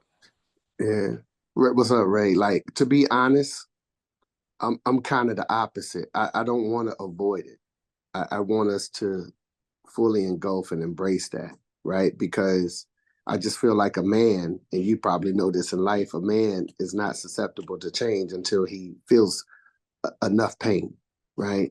And so we just got, it hurt. It hurt like hell. Like it still hurt. It's gonna forever hurt, right? We've been on the flip side of that where it felt good, but grandma always said the same thing that make you laugh will make you cry, right? And that slogan is so true. So I want our kids to hurt. I want us to not wallow in that misery, but feel that misery so we know what to go out here and practice and create these habits so we don't have to experience that again, because this game has a funny way of putting you right back in the same position until you prove you can pass that test. Last thing is, so Howard has had a difficult stretch. Of course, they've had some injuries. How do you prepare your team for their opponent's mindset? Because you know this is going to be a team that's going to play desperate. They're at home, like you said, they shoot the ball well at home. How do you get them locked in with feeling that pain, but also again focusing on a team that's going to come in playing hungry? Yeah, we're gonna focus on the pain and we're gonna move on from it, right? Because to be honest, the pain from Coppin still lingers. The pain from Morgan State still lingers, right? Fouling the 3-point shooter, like it's the craziest. The pain from Norfolk, it still lingers, man. And it's, you got to laugh to keep from crying. But we also, we respect all, but we feel none. We understand who Howard is, and we understand going into that gymnasium. It's going to be a fight. We understand that these young men are beginning to understand that they have North Carolina Central across their chest. So when they walk in opponents' gyms, the team that you see on this tape last week, that's not going to be the same team. They're going to be up for you, right? And so every time we go in somebody's gym, it's something like the Temptations or the OJ's night or all white. It's always something. It's some kind of event, right? That, you know, they're getting the community and the local fans out. And so you feel the energy. It's going to be tension in the building, and we're just going in there ready to go into the Lions Den and compete. Appreciate your time, Coach. Good luck. My brother, take care. Yes, sir. That concludes all of our media questions for you, Coach Moten. Good luck to you against the Bison, and good luck to you on the rest of the way. Thank you. The Eagles travel to Howard on February 8th before returning home to host Coppin State and Morgan State on February 15th and 17th. Lynn, let's Thank get it you done. so. Over to you. All right. Thank you so much, Kylon. And we're going to go down to Orangeburg, South Carolina right now to talk about basketball with the head coaches of the South Carolina State Bulldogs. I'm joined now by the women's head coach, Tim Eatman, and the men's head coach, Eric Martin. Let's talk to Coach Eatman first, if we can. How you doing this morning, Coach Eatman? I'm terrific. How are you? Good. I'm doing good, Coach. Right now, you know, when we last talked, and I guess it continues right now, health has been a challenge for the Lady Bulldogs this season. But your younger players seemingly have gained some valuable experience from being on the floor. If that challenge continues to exist, how beneficial will this time on the court be for the development and the future of the program until you get everybody back? Before I answer that, I want to take a few minutes to thank Coach Hamilton for all that he's done for all Black coaches out there, and for all the young coaches who are coming up in the game who are basically riding on his back from all the things that all those coaches did for us in the day. Coach Hamilton, Coach Thompson, you know, Coach Cheney, Coach Stringer, Coach Washington. All those coaches did such a tremendous job of mentoring us as younger coaches to give us the opportunities that we have today. And with him retiring this week, I just wanted to just take a minute to tell him thank you because he did such a tremendous job of mentoring and to helping develop all of us as young coaches coming up in the game. And I'm so thankful for the people that I work for, because I got a chance to be a fly on the wall to listen to him talk about the impact that we need to make with these young kids that we're dealing with each day, and how he did that with so much grace and so much class. So I just wanted to take the time to say that to him. Truly a giant in our profession. But going to the growth of our kids, I'm sorry, go ahead. No question. No question.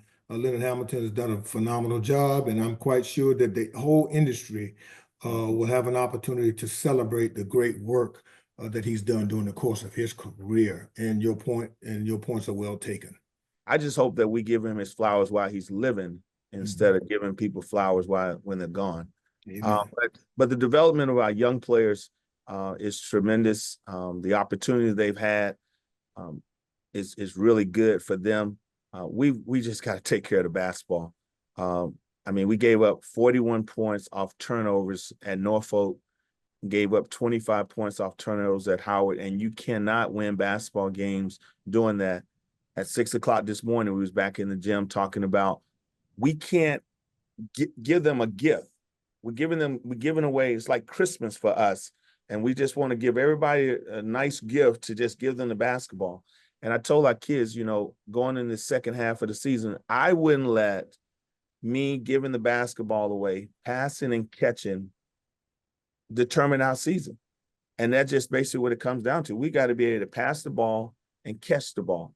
And if we can pass the ball to each other and catch the ball and play 5-on-5, then we got an opportunity to win. I mean, we played tremendous against Norfolk in the first quarter, where we lead in 17-4. They went out into a 3-2 press, and we just decided that we just wanted to give them the basketball. So I think the younger players are starting to understand the things that we're saying to them every day in practice and how we got to take those things to the court. So it's been a really good help for them, and I'm really thankful of them still focusing on what we need to do. Coach, 5 of the last 7 games will be in Orangeburg, where your team has found the success that it has enjoyed this season. As you look at that, will your focus to close out the season be stronger because you will have that opportunity to do that at home as you build momentum heading into the conference tournament? It definitely will be because, you know, now with our students back in school, we think that we'll have tremendous crowds at our game. And even if our crowds are late, because our men are playing so well, that we know that the fans are going to be here to support them. And so at least we'll be able to get that residual effect in the second half to have them there. And then once our students are there, they're excited about South Carolina State. So once they get in the gym, in SHM gym, I think they'll do a tremendous job of helping spearhead our kids to victory. But we understood the challenge for the beginning of the season. I've never seen a situation in a conference where you have 4 road trips, four road trips sequences, and 3 of them played in the first half of the season. So, you know, instead of complaining about that, I think I celebrated because our team has always gotten better toward the end of the year. And so now with that opportunity, and hopefully we'll have players get back. We had 2 kids to get hurt at Howard. So hopefully these 12 days will give them opportunity to get back. But if we can get healthy, play at home, I think that's going to help us a lot. Let's talk about the 12-day break because this 12-day break before the next contest is going to be crucial. It allows rest. It allows focus on things in practice. And the recovery time is going to be invaluable to you. But as you look towards having a full and healthy team in March, you also will this provides you an opportunity to do some teaching, doesn't it? But I guess the test though, and the quizzes happen in competition. So you're doing some teaching, but how do you assess the level of teaching and the ability for your team to respond without competition during that period of time? Well, we went back to work this morning. What we're going to do, what we've done is in our practice structure for the next 3 days, we went back to the basics, passing and catching, calling the person's name before you pass the basketball. If you don't have the opportunity to call the person's name, then you definitely have an opportunity to see the defense. So we went back to the fundamentals this morning. We went back to the weight room. We got in the weight room at 8 o'clock. So we want to get stronger going during this time, and we also want to develop our fundamentals. But now the key, as you talked about, is how will we pass the test? We'll pass the test in practice because of the fact that if we see we're still making the same mistakes and we're not really pivoting on the right foot and we open it up to the defense, we're going to see that in practice because we hope that we can make our practice harder than our games. And if we can pass the test in practice, then we'll have a chance to pass the test in the game. All right. Okay, well, Coach, I wish you nothing but the best We as you thank come off you this all. rest period. And hold on just for a second. We're going to turn our attention to Coach Martin, and then we'll answer some questions for the media. Coach Martin, how you doing this morning? How you doing, Lynn? I'm doing good, man. Three-way tie for third place. 4-3 in the league standings. You split the weekend against Norfolk and Howard. However, you nearly escaped Norfolk with a win. So how do you keep your team playing at the same level throughout the remainder of the regular season and into postseason? I think my job probably is to make sure my team gets in and shoots free throws. Because if we made free throws, we would be 7-0. And no disrespect to Delaware State that beat us here at the buzzer. Obviously, Norfolk State is the #1 team. They won the league last year, and North Carolina beat us in a close game. North Carolina Central beat us in a close game. But if you look at our free throws, I think on average we missed 29 free throws between those 3 games. It's impossible to win in any league, let alone a league like this where uh, each coach has said on here, these games are 2 3-point games. So if it's 29, my math says we're giving them 9 points a game. We're not that good. So that's the first thing I wanted to make clear to my team after we won the game at Howard. Fellas, we need to get better at making free throws. And I think it starts there. I think our effort is good on defense. I'd like to clean up our offense a little bit, but we need to be able to make 70 to 75% of the free throws. And I think in the second half we'll be fine. Okay. Then defensively, you said it. You know, you're causing problems for the rest of the league defensively. You hold them to about 70 points a game, only 33 rebounds a game. How do you transition this success throughout the rest of your game, including free throws? Yeah, the second half, you've already played each team once, so they have some film on you. It's your job to make those small adjustments, and I think it's your job also to make sure your team, if you beat the team you're playing the second time, to make sure they're focused. I don't think it'll be a problem getting up for those teams that beat you, but just keeping them focused and hopefully, you know, we're a little banged up. We haven't had Caleb McCarty, our starting power forward, the entire year, but the way some of these other guys are banged up, I will not mention injuries. I really, in the handshake light against Howard, I saw more guys in sweatsuits. My God, I mean, coach should be doing what he's doing. Once again, what a great job Coach Blakeney's doing. But you got to play through injuries, and I tell them, hey fellas, doesn't matter who's there. Everybody's gonna have an opportunity, and if someone gets hurt, next man up. Yeah, you're right. And well, you're getting ready to go through the league again, and there are no secrets. It's just execution. You heard Coach Moulton say about that. X's and O's and execution is what's going to win it. And so, Coach, I appreciate you and Coach Eatman. So let's hold on for a minute. Here comes Elise, and here comes some media questions. Thank you, Lynn. As a reminder to the media, please use that raise hand feature and remain muted until you've been introduced. Our first questions for the Bulldog head coaches come from Ray Rogers. Hey, good morning, coaches. Coach Eatman, watching your team throughout the course of the season, you have had some really good moments, and it feels like they're playing harder and harder. How soon do you expect that? I know you already kind of answered this, but I just want to know from my perspective, how soon do you expect that to start translating to more wins? Because I see the confidence is growing, which is important considering the season that you're having. Well, I want to see the fruits of the labor come this Saturday against Morgan State when we played them. It was a game where we played there and we lost by 1. We had a shot at the buzzer to win it, and we actually was open on the shot. So I'm hoping that can translate into a win. Tanaya McGowan, our starting power forward, didn't play in the game. We actually played 2 minutes, and then after the 2 minutes was over with, she didn't play anymore. So we're hoping to have her back and that she'll be ready to go. So we expect to start seeing fruits of our labor starting that next weekend, that next series, that Saturday and that Monday. I appreciate you, Coach. Good luck. And Coach Martin, Krosky got hot at Howard to where he was shooting that ball so quick. I thought I was watching D'Angelo Russell, but when he gets going like that, you know, how hard is it for other teams to defend your group? And what does that do for you defensively? I feel like the energy on defense was amazing in the second half. I don't know if that was coaching or if that was because you got it rolling offensively. What was your take on that? Yeah, when Omar gets it going, it makes us a better team, whether he's playing the 3 or the 4. But when he's shooting like that, it gives a little bit more space for Drayton down low where we can throw that in there. But defensively, I think we're always tuned in. I just sometimes I tell our guys, hey, we want to play aggressive without fouling. But I've learned when you ask your team to play as hard as we do, we're going to foul. And if we're pressing that much, we're going to give up some layups. So that's something I got to learn to live with. But defensively, I think we're dialed in. And Omar, sometimes he's I call him feast or famine. Sometimes he's a feast, as he was against Howard, and he struggled a little bit versus Central and Norfolk. But Omar is just a competitor.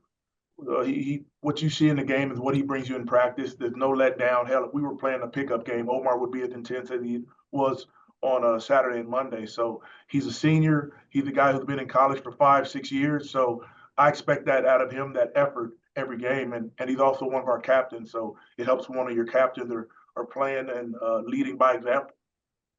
And to follow up on what you said about how you always bring it defensively, Blake Harper for Howard, freshman, of course, we all know the type of season he's having. He was coming off a career high right before they played you guys. But defensively, I feel like you defended him pretty well. I mean, your overall team defense was good. But how was the focus going in terms of stopping him because he's so versatile, and how that benefits your group overall defensively? My team was aware that he scored 35 the game before, so Really? It didn't take any motivating. I think what I really tried to do with someone like Blake is you got to keep a different body on him. You can't just put one guy on him because he's so good at using his body and he's so good at drawing fouls. I started Omar, but I got to switch it up, put Florian on him. One time or a few times, I think I had Drayton on him. I think one time in the post, I had my point guard on him. So you want to change up the bodies on him so guys don't get in foul trouble. But he's a tough cover. And one thing that I was really surprised at is his basketball IQ, man. He knows how to use his body. He is an elite passer from the post. And I'm glad Coach Blakely has him, but boy, I hope he's not here next year. So my last question for you, man, I appreciate you, I feel like last year you kind of snuck up on people in March. This year it's not happening. I mean, I've heard just whispers, man. They're dangerous. South Carolina State is dangerous. So how do you keep your team mentally locked in? You stay so calm, you know, you got down in that Howard game. How do you keep these guys focused going down the stretch and heading into March? Yeah, well, we said that we've been fortunate to play a couple nationally televised games against Xavier and Georgia, and we say, hey, fellas, whoever we're playing, no matter when we're playing, they're going to show them tapes of those two games, the first half at Georgia and pretty much the second half at Xavier. So as you said, we said at the beginning of the year, we're not sneaking up on anyone in America, especially not in the MEAC, but as every coach on here has said, every game in the MEAC is anywhere from 7-point to 1-point game. And we just got to be better at finishing. And as I said earlier, we got to make our free throws. If we do that, I think we'll have a successful second half of the season in the MEAC. All right, Coach. Congratulations. And yeah, talk to you soon. All right. Thanks, Ray. Yeah. Our next questions for the Bulldog head coaches come from Charles Hallman. Good morning. I'd like to direct this question to Coach Tim.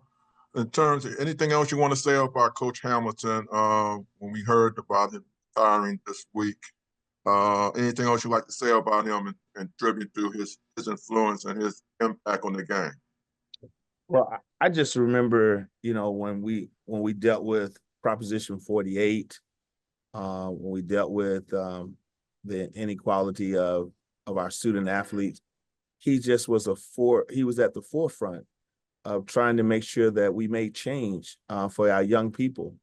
And when people sacrifice their lives, their livelihood, and people sacrifice their careers to help someone else, that's enormous. That's because there could have been times he could have just sat on the side and didn't say a word. But he spoke up. You know, he spoke up like John Thompson did. He spoke up like, you know, Coach Stringer did and Coach Washington did. They wanted to make a difference for our young people. And because they wanted to make a difference for our young people, it opened doors for people like myself and other coaches who are on the call and who's been on here, because we all look the same. And so anytime you have somebody who is willing to give of themselves to benefit others, you just have to, it's just a tremendous thing. And they started another organization right now that just started. I think it's ABIS, ABIS. But I can remember him calling Coach Stringer and say, "Hey, you got to be on the call." And Coach Stringer's like, she was trying to have dinner, and he was like, "No, you got to put the food down. We have to get on this call because of the fact that we got so many young coaches that's on here, and we have to make sure that we give them what they need." And so just to be around those moments teaches me every day what I have to do for my players and what I have to stand up for my players and not care about what others say and not care about what others do, because we have a responsibility. They can't speak for themselves. And so sometimes when they can't speak for themselves, we have to speak for them. And that's what he did. He spoke for us when we didn't have the voice to be able to speak for ourselves. Thank you, Coach. Good luck. Thank you. That concludes all of our media questions for the Bulldogs of South Carolina State. Thank you, Coach Eatman and Coach Martin, for joining us. Good luck to you guys on the rest of the way. Thank you. Have a blessed day. Yes, sir. You too. The South Carolina State men host Mid-Atlantic Christian on Saturday, February the 8th, before the Bulldogs welcome the Morgan State Bears and Coppin State Eagles on February 15th and 17th. Thank you, Kylan. This concludes the MEAC Biweekly Basketball Coaches video conference presented by Town Bank. Before we end the call, we would like to thank all that assisted and participated in today's video conference. The MEAC would also like to thank its corporate partners for their continued support of the conference and its Elite 8 member institutions. As a reminder, the next video conference is on Wednesday, February 19th at 10 a.m.